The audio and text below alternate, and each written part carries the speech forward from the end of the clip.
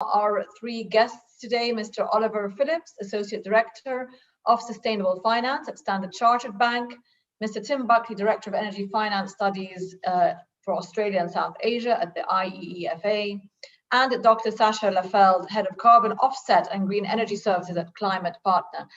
Thank you very much, gentlemen, for joining us today.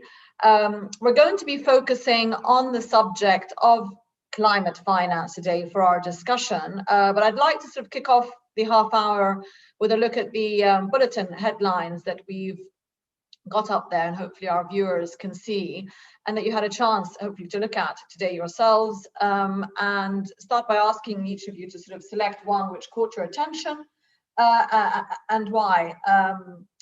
Tim, I'll start with you if that's okay, and pick on you first and let us know what grabbed your attention from those headlines.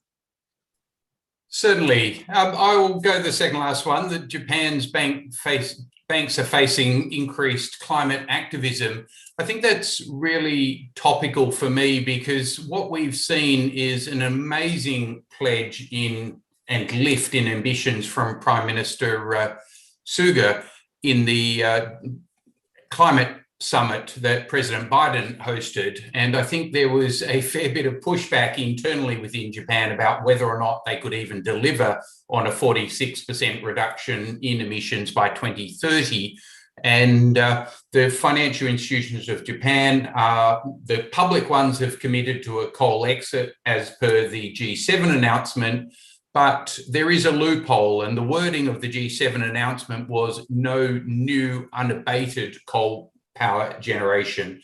And so METI and JERA and the Japanese banks have latched onto the no unabated loophole. There's a little asterisk in there, which they're talking about blending in either biomass or green hydrogen. And at the moment, they know green hydrogen doesn't exist. It is all about what's going to happen in the next decade. So they're making room for grey hydrogen as an interim step. But so there's a lot of footwork, fancy footwork, and attempts to maybe undermine the ambition that the Prime Minister of Japan has put forward. And I'd argue the need for Japan to lead the world, like America, like Europe. And so the Japanese banks are under a fair bit of pressure to align with the Prime Minister. And I mean, what about in terms of just looking at Asia on that point, not just Japan, but the initiative by the G7 in terms of the coal financing, if you like. China obviously is a big market for coal. How are such initiatives by the G7 ultimately going to impact China, if at all? I know it's not part of the G7, but you know, how did China absorb that initiative, if you like, with that piece of news, and will it make any difference? Yeah, I'm a China bull. I'll admit it. I'm probably more optimistic than most. I think, I mean, if you look back over the last 5 years, China, Korea, and Japan, ECAs, export credit agencies, have financed probably 90% of all new coal power plant developments across Asia, across the world, in fact, in the last 5 years. The investment in the global power sector from China in the last 4 years has dropped by 95% relative to the record highs that we saw back in 2016 in relation to the Belt Road Initiative, as it was then called. And so if you track the actual export credit agency financing external to China, China has dramatically pulled back from what at the time was ridiculous financing of coal-fired power plants in every country in the world. And I think it's fitting to say Bangladesh this week just announced they cancelled 10 coal-fired power plant developments, the energy minister, and that's a reflection in part because of COVID, but it's in part a recognition that Bangladesh is one of the most vulnerable countries in the world and they cannot afford that amount of subsidized coal power plant finance from China. And China was instrumental in those. What do you make, Tim, before we go on to our other guests, of the G7 announcement on trying to sort of combat the China's Belt Road Initiative, i.e., let's get our investments together and let's really get our act together to try and start to combat and push back on what you could argue China has been at the forefront of doing in terms of its investments and how it then influences decisions made on climate change initiatives and investments? Yeah, I probably wouldn't use the word combat. I'd probably try and think of a slightly more conciliatory. I like the idea of a global race. And I mean, the whole theme, as you said, is about global finance. It's about the developed world helping the developing world access the global capital they need. So I would love nothing more than China to have to compete with Japan, America, the G7, and have everyone investing in zero emissions projects that are sustainable for the world going forward. So I think we've seen a dramatic curtailment of Chinese finance, outbound finance in coal. What we need to see is a dramatic step up in outbound finance in renewables from China. But I'd say the same about America. We need to see America step up and actually walk the walk rather than just talk. Now, I'm a big fan of President Biden. He's certainly talking the talk. We now need to see their hard dollars flow. Thank you, Tim. Oliver, just to go on to you, let us know what your top story is. And also, I'd like to put a question to you on that. Let's just get on to sort of finance specifics, if you like. We have seen, we've got COP26 meeting in a few months' time. And, you know, there's an article on our bulletin there, which is saying that really, I mean, there's been a lot of pledges made over the years by these COP meetings, but at the end of the day, does it all depend on finance? And there's an argument that actually some of these meetings of these international bodies is kind of a waste of time, i.e. finance should purely be private sector focused to really get anywhere with these initiatives, and leave the government out of it and just let them deal with policy. Your opinion on that question, please, and then let us know if you have a favorite story there on the bulletin. Look, I think that's an excellent question. I guess first of all, thank you for the invite here. It's great to be speaking with such excellent fellow panelists, and look forward to the rest of the discussion. Really is an excellent question, and I think one that I've heard and discussed many times before, and I think that says a lot. The reality is that there have been some great things that have come out of a couple of COPs, but there have been a lot of them that really haven't moved the needle that much. The amount of times that we've been waiting for, the next breakthrough on Article 6 that still has yet to come, I think says it all. And, once again, we are looking towards the end of the year, waiting for that next breakthrough on Article 6. And I think, that kind of leaves me in two positions, really. One is, in the absence of cohesive sort of public sector action, the private sector needs to step up. And I think the private sector is starting to step up at a much greater rate than it has before. If you look at the finance community in the sort of, major banks in most places in the world have set large targets for financing renewables, for clean tech, sustainable infrastructure. We've set 35 billion targets for clean tech, 40 billion for sustainable infrastructure. Obviously for us, very focused on emerging markets, but other banks have set them as well with, equally large targets for their markets around the world. And I think that's a great thing. And the fact that more and more banks are doing that and also meeting those targets and then setting even more ambitious targets way ahead of the end result or the end date that they were expecting to reach that number shows that the private sector is moving in the right direction. But we can't do it all. We can't do it all alone as well. At the moment, green capital is not treated any differently from brown capital. And in fact, evaluating the credit risk of a renewable project is in some cases much more complicated than evaluating for, an oil and gas related project, because you have so many more years of historical data to understand, what the technology is, what the market is, what the risks around financing those sorts of projects are.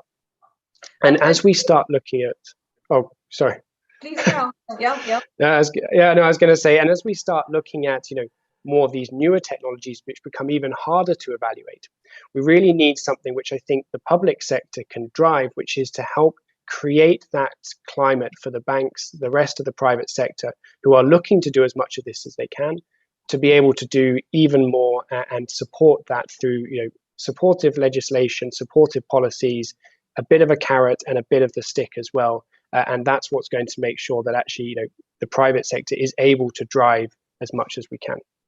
And I do think, you talked about carrot and stick there. Do you think the finance sector is demanding, there's a lot of sort of ESG conditions now being put on financing projects of all sorts, but do you think it is getting fussier, obviously it's getting more stringent and demanding certain things from those projects that it funds, but is it being demanding enough, do you think, on sort of carbon mitigation within the projects that it chooses to fund, or does that need to be stricter? I think we've come a long way. That's the key thing. You look at the coal-fired power space that Tim was just talking about. Let alone the fact that kind of the Chinese and Korean ECAs have changed their activity. Look at what banks have done.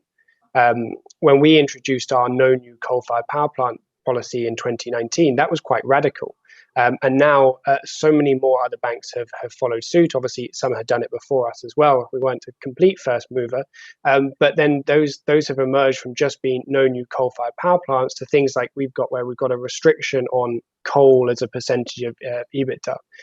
And I think that thinking is starting to spill over into other sectors, starting to understand it.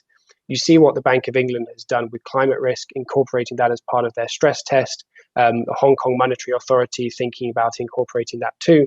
That's going to completely change the way that you evaluate things, because as credit risk and climate risk start to become combined, because the regulators are focusing on it, you're going to have to do even more thinking about what is the physical impact that both the project is having on the climate, but also that the climate is having on the project. Thanks, Oliver. Dr. Sasha, welcome. Your company and the company that you work with obviously supports companies in their climate action measures, which includes carbon offsets, etc. So tell us, have those sort of mechanisms that you help companies with improved enough in the last decade, and what do you see that's still needed in terms of the mechanisms to help those companies mitigate their carbon and offset it? Yeah, thanks for having me, Jala, and thanks for the question. I mean, this so-called voluntary carbon market that I'm active in has over the last 15 years been a very, very small niche market and was really insignificant. But things have really changed very much over the last 2 years, and I can only reflect a little bit on what Oliver just said. I'm totally in agreement with what he said. That, I mean, we've been disappointed by global COP events many times, but the Paris Agreement had an effect, although it's it doesn't have any sanctions whatsoever. If you don't stick to the targets there, no one will punish you. But at least it set the big framework, this 1.5 degrees target, which was absolutely necessary for all the other initiatives that followed. Science-based targets for the corporate sector is a very, very crucial initiative, because it really translates this 1.5 degree target from Paris to the corporate world. Also for the financial sector, there's science-based targets for financial players only, but for all other sectors as well. And that is what really now makes a difference. Also Fridays for Future, so we have bottom-up pressure. We have science-based targets that translates the COP into the corporate world. And we have legislation on regional levels. In the EU, for example, we had this Monday, I think the EU agreed finally to make the new climate or carbon reduction target 55% by 2030 legally binding. That's a big step as well. So it's really a mixture of regional legislation, Paris Agreement on top, pressure from the bottom, Fridays for Future, science-based targets that really changed the environment in the corporate world. And we see really only in my company, we see a growth of basically 5 times, factor 5 within 1 year. So it's really significant what's happening at the moment, but obviously it's still not enough. We need to keep up this speed, this voluntary corporate climate action speed. It needs to grow still a lot. Well, what will make businesses adopt the science-based approach, obviously, as you're saying, to achieve their net zero targets? I mean, it's happening, it's through funding conditions, through commercial incentives, because it actually makes financial sense. But what do you think will push businesses in general faster towards, this science-based approach that you're talking about, if anything? It's again the mix of everything I said before. It's legislation needs to come in. We need a carbon price, a higher carbon price. I mean, in the EU, we have the carbon emissions trading scheme for many, many years. We're coming close in terms of price levels above 50, where such price levels really can make a difference, where corporates that are kind of producing goods and are emission heavy, that they really need to think about to switch from coal to gas or to renewables, just because of the price for carbon from the EUA or from the EU emissions trading scheme. That's one thing. We still need the pressure from the bottom, the public awareness of the climate crisis. It really helps a lot. I think really Greta has done a very, very good job in awakening a lot of people. And we need still SBTI, science-based targets. I think this is also very, very crucial. I mean, behind SBTI are CDP, so all the big asset managers and investors on this planet. We have WRI, so we have science behind it, and we have WWF and environmental NGOs behind it. So this triangle of players, really science, money, and NGOs, that really drives corporates towards more corporate climate action. Okay. Tim, I mean, those three, sort of that triumvirate of science and corporates and what was the third one? Dr. Sasha? So it's science, the money, so the asset managers and the investors, and then the NGOs, the environmental NGOs. And the NGOs. Tim, just on that front, in terms of the regulation, I mean, Dr. Sasha there was mentioning regulation as well. That's a sticking point when it comes to any international initiative, or even within countries, trying to get the right regulation in step with what the private sector is trying to do, or to incentivize the private sector to take these measures along with the government. Where are we on that front in general in terms of these initiatives for climate action measures? Is policy falling just far too far behind? Yeah, again, I'll probably respond more positively than maybe my peers. I would probably emphasize the importance of the shift in global capital and the financial market shift in the last, I'd argue, even 3 months, but the last 6 months in particular have been nothing short of staggering. And 500% growth in the carbon offsets market. I mean, we're seeing that sort of shift in finance. But as Oliver said, and to absolutely endorse what he said and build on it, I mean, Standard Chartered was one of the leaders in the world 3 years ago. But in the last 6 months, we've seen 60 new or improved formal coal exit policy statements. That's a 62% growth rate year on year. And probably the most interesting stat that I would throw out in that is that 40% of those new or improved policies have come from the greater Asian region. And that is a massive historic precedent. The last 3 years, Asia was 20%. So Asia has been a financial laggard. And now all of a sudden, almost every insurer in Korea now has a formal coal exit policy. The Japanese are moving. The Australian banks are moving. Malaysia, the top 3 banks in Malaysia have now moved.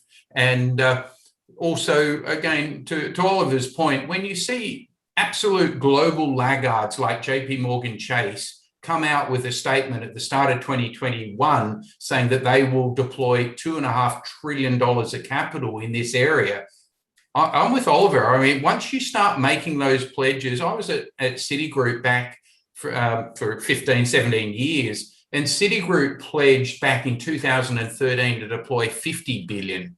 Now, at the time, it was the biggest deployment pledge of any company, any financial institution in the world. Within 2 years, exactly as Oliver said, they delivered on it. They then doubled it to 100. Now they're at $1 trillion.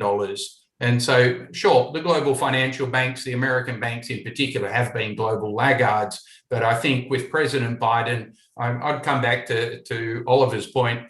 Let the government set the ambition, set the policy framework, and then get out of the way and let the financial markets and the corporates lead, because that's exactly what they will do. Cost of capital has shifted dramatically away from brown or grey into the green market. It's profound, and I think we will see capital flight from stranded assets as a result. So I'm pretty bullish. I think financial markets are, Sasha was talking about three aspects of the stool. I'd really heavily emphasize the finance aspect of it. Environmental pressure, sure, but at the end of the day, there's nothing like a wall of 10, 50 trillion dollars of global capital moving to solve this problem. That's what we need, and that's what's possible. And we've seen that happen in the last year or two. The wall of money, not into necessarily these projects, but into people's pockets and what that's doing. I'd like to just bring up our survey question. We'll have a couple. We'll bring up the first one. We may have time for the second, just for our viewers to see. It's just a general one on are the G7 pledging enough to combat climate change. We've had them pledge a decade ago $100 billion a year, and repledging again at their latest meeting. Is that enough to affect change? Yes or no? So we'll get the results of that in a few minutes. Tim, just back to you. You're saying that the finance is the critical thing. It's coming. It's there. We've got evidence that the banks and corporates are jumping on top of all this. Where would you say are the priority areas for investment for all this money now? We've obviously got several initiatives across the board on climate change impact, but going forward, where would you put your money, if you like? If somebody gave you $1 billion today, where would you put it?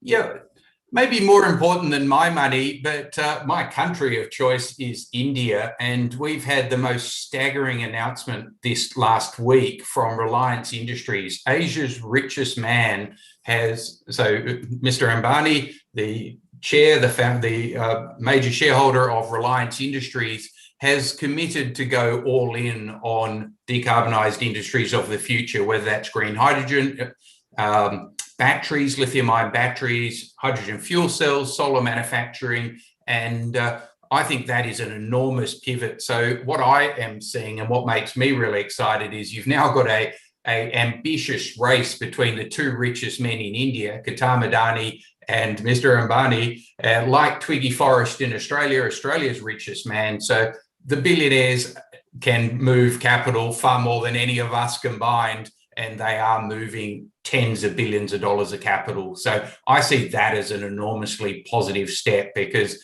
that will just tip the landscape globally when Reliance Industries, the richest man in India, the richest man in Asia, goes all in on solving this problem and massively investing in manufacturing and employment in India to make self-reliant India, to deliver on that for Prime Minister Modi. That's what we need. The government sets the ambition and the corporates lead, and finance will absolutely follow that. And of course, Reliance is a big investor in oil refining as well. So, a company that has a lot of vested interest in conventionals, if you like, and carbon emitting businesses to be making that move is even more significant. Oliver, same question to you, really, from a finance point of view, corporate finance. Any particular areas that banks are today favoring, if you like, in terms of investing in, or regionally? Any particular regions or countries where it makes more financial sense for them to focus on? So I think I'm going to take that question. I'm going to slightly turn it around a little bit as well, because I think what's more interesting is where we're not getting enough capital to right yet. At the moment, there's lots of money going into green. There's lots of money going into renewables. The low-hanging fruit. It's the easy thing to tackle. We've worked out how to finance renewables. We've worked it out and can do it. If you look at the Middle East, obviously the region that some of us are in here, and you look at what's happened in the UAE, particularly Dubai with the Mohammed bin Rashid solar park. You've got Al Dhafra in Abu Dhabi. In Saudi, there are a lot of projects coming online as well, where you've got massive amounts of project financing of renewable energy. India as well, as Tim said, really exciting market, and I think a lot going on there. You've got tons in Europe, lots of renewables projects there. North America starting to pick up a little bit as well, which is good. And that's all great. Don't get me wrong, we need to keep doing as much of that as we possibly can. But for me, there are two things that we need to focus on moving more money towards. One is doing these in emerging markets, in Africa, in Southeast Asia, and the likes of Malaysia, Indonesia, Vietnam, all markets where the energy mix is so in such a different space, because not only do you have to kind of actually green it, but you've also got to bridge that energy access gap as well. So you have two competing pressures to deal with. Does that If you make look it at, you know, because you're starting from scratch essentially on some levels there, aren't you? So you're not having to sort of repurpose or even plug into the existing energy grid or system. Does it make it easier to start projects there which are, if you like, independent of anything that would exist in developed economies? Well, yes and no. There are benefits from having that kind of blank canvas to create on, but the flip side is you don't have that sort of regulated energy infrastructure in place. You don't have long history of, you know, PPAs for power plants that financiers can understand. They can understand the law behind that. They can look at past records to see what's happened when things have gone wrong, who's come out ahead. And so when you're creating that, there are those extra challenges that you've got to think about. There's also the challenge of then building the associated grid infrastructure as well, because not everything, and while I think it's a great technology, not everything can be off-grid solar and other things like that. So that's definitely, I think, where more money needs to go towards, into emerging markets, you know, where it matters most. The other is the hard to abate bit. As I said, green is great, but what about those industries like cement, like steel, where there is no magic pill? It's going to be quite a bit of time before we have, you know, pure green cement, pure green steel. But there are things that we can do. And going back to Sasha's comment earlier on the EU with the price of an EU allowance in the EU ETS, that price moving above 50 is when you see there, coupled with the likelihood or the almost sort of inevitability now of a carbon border adjustment, you have incentives to make people make that switch. And that's what we need to work out. How in those hard to abate sectors can we make people make that switch? Because at the moment, it's not stacking up just enough for them to be able to do it, because it is going to cost them and it is going to be reinventing the wheel in some cases. And I mean, you mentioned that. I mean, hydrogen is one of the big sort of solutions being put forward to sort of green, you know, whether it's desal plants or power plants in the emerging markets. And that's one obviously solution that's being put forward. Dr. Sasha, I'll come back to you as we go to wrap up, and I'll ask our team to put up the survey response that we got earlier just to have a look at that. There you go, hosts. Okay, are the G7 pledges to manage enough? No. Okay, well, there you go. There's your answer. Although the other argument to that is obviously that it's just not just government pledges that we need and money. It's finance, but there's plenty on the private sector front. So perhaps that's not such a block.